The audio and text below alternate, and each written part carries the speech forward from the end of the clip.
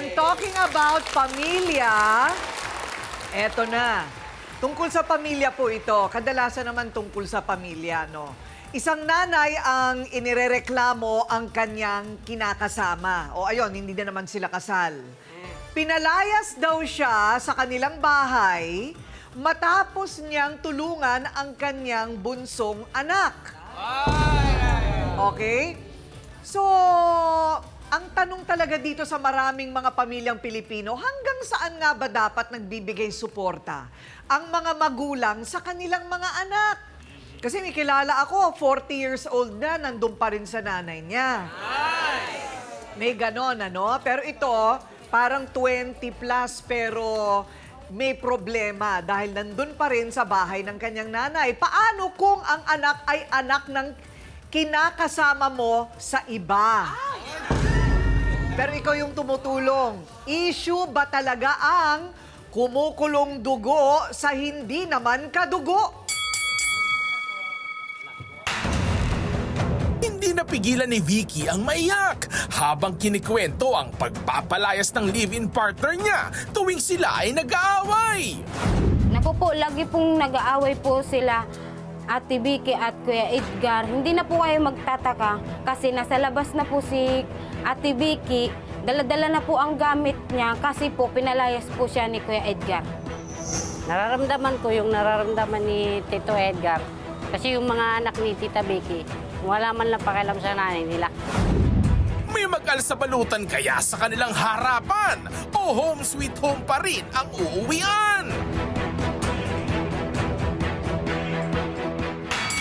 Siya raw ang nanay na hindi kayang tiisin ang kanyang mga anak. Pero bakit siya ang pinalayas ng kanyang kinakasama? Parang weird, di ba? Yes. O alamin natin ang dahilan. Vicky, humarap ka na.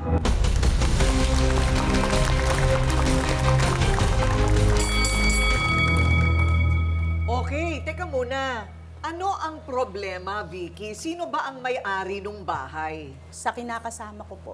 Ah, sa kinakasama Opo. mo. Okay. Tapos, ano ang dahilan? Sino yung pinalayas, ikaw? Ako po, Pinal- opo. Okay. Lagi po siyang galit dun sa anak kong bunso, ma'am.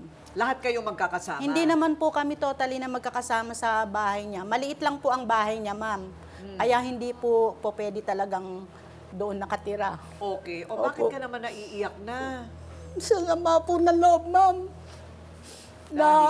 Dahil nga po, hindi ko akalain na hindi naman niya ganun katanggap. Pag may ano sa galit sa anak ko, dinadamay niya po ako, pinapalayas niya ako. Masakit po sa akin yun. Akala ko po kasi, nung bago kami magkasama, tanggap niya yung mga anak ko.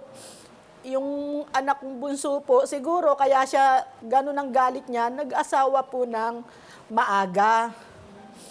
Yun po. So, dala-dala yung asawa dyan sa bahay? Hindi naman po, kasi maliit lang naman po talaga yung kwarto niya, hindi po pwede na magdalawang pamilya. Talagang, kumbaga, pandalawang tao lang po. Oo.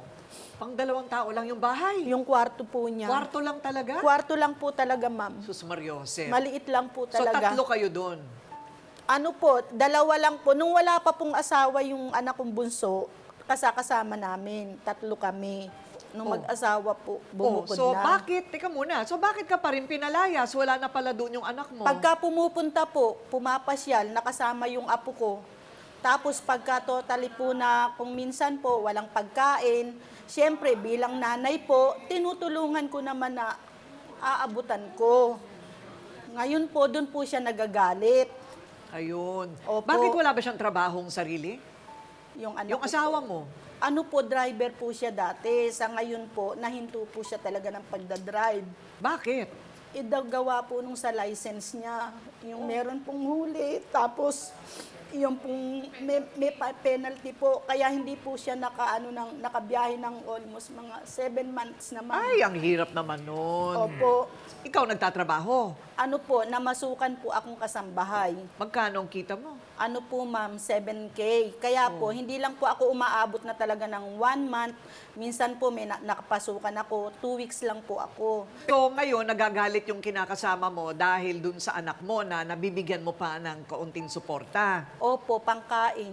So, ilang taon na yung anak mo na nag-asawa ng maaga, sabi mo? 23 na po siya ngayon. 23. Nung mag-asawa po siya ay 16. Ay! Bata pa po talaga. 16! 16 pa lang, nag-asawa na. Opo. Naku, kaya naman pala. uminit Advance din mag-isip. yung- Ha? Advance mag-isip? Opo.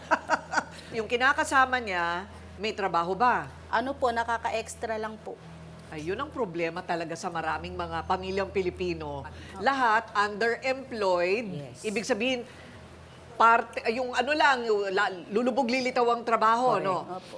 Minsan may kita, minsan wala, underemployed. Okay, harapang tanong ito ha. Kinukonsinti mo ba na yung anak mo daw ay napakatamad? Hindi naman po siya Oh. sa kinukonsinti, ma'am. Pero sabi ko ang ganyan, maghanap ka na ng trabaho. Ako na lang ang mag-aalaga sa anak mo. Sabi ko naman po sa kanyang ganyan. Pero Sinabi ko teka naman muna, po, paano nga ba yan makapagtatrabaho hindi mo pinag-aral ng high school? pinag-aral po, kaso po, nagbulakbol. Ayun, nagbulakbol. Opo. Nasa anak pa rin ang mali. Nasa anak din eh, no? Opo.